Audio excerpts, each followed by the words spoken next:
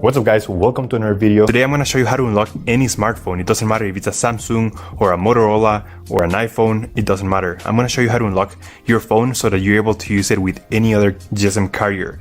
I'm going to do it together with you step by step. I have unlocked more than 100 phones using this method and it works perfectly.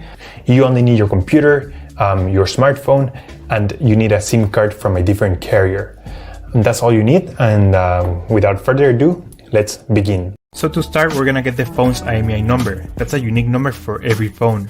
So to get it, simply dial *#06#. As you will see, your 15-digit IMEI number will appear in the screen of your phone. This number is very important. It represents the ID of your phone, and keep it somewhere close because we're gonna use it in a few seconds to unlock this phone. Okay, now we're gonna switch to the computer. And in this website, we will request the unlock code to unlock this phone or any other phone you want to unlock. So we're gonna start by filling up the information here. As you can see here, there is a form, and now you just have to wait. You have to wait until they send you your unlock code. This may take 5 minutes and up to 3 or 10 business days. It depends on every brand. I'm gonna show you my personal email account so that you can see how the email will look like.